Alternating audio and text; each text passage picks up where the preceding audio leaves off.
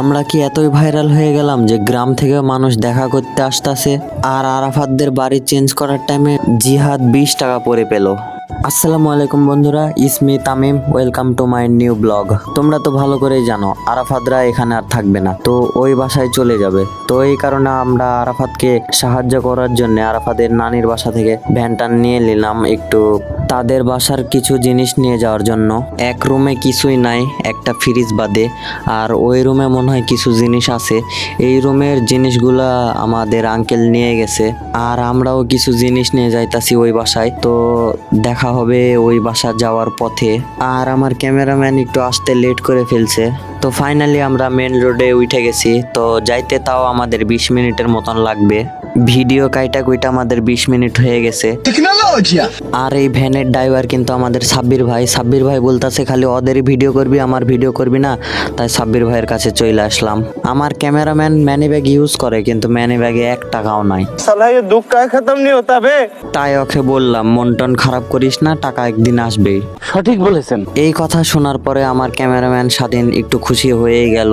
তো এটা হলো আরাফাতদের নিজের বাসা, আর ওই জায়গাতে ভাড়া থাকতো। কি কারণে ভাড়া থাকতো আমি নিজেও জানি না ভাই, তাই তোমাদেরকেও বলতে পারতাছি না। তো দেখো এই জায়গাতে 2টা রুম আছে, তো 2টা রুমই দেখানোর চেষ্টা করবো, একটু দাঁড়াও। আরাফাতদের বাসায় এসে জিহাদের তো লটারি লেগে গেছে, কারণ রাস্তাতে জিহাদ 20 টাকা পয়রা পাইছে।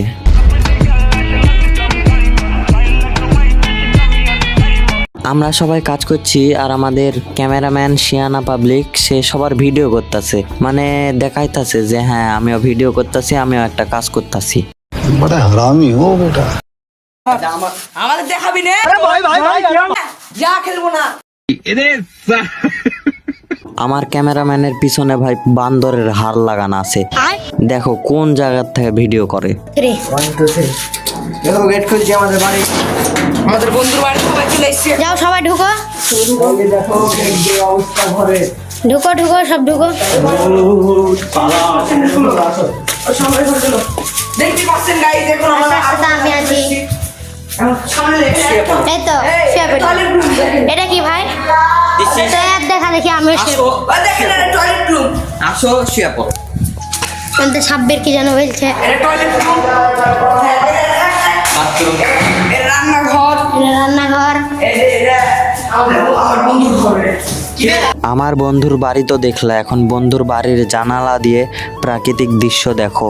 সবাই কাজ করে হাঁপিয়ে গেছে, এই কারণে কে কোথায় শুয়ে পড়েছে আমি নিজেও জানি না। আমি নিজেও ভিডিও করতেছি এক কোনায় বসে থেকে। তো এই যে দেখো আমার হাত থেকে ক্যামেরাটা সাব্বির ভাইয়া নিয়ে সে নিজে নিজে ভিডিও করতে।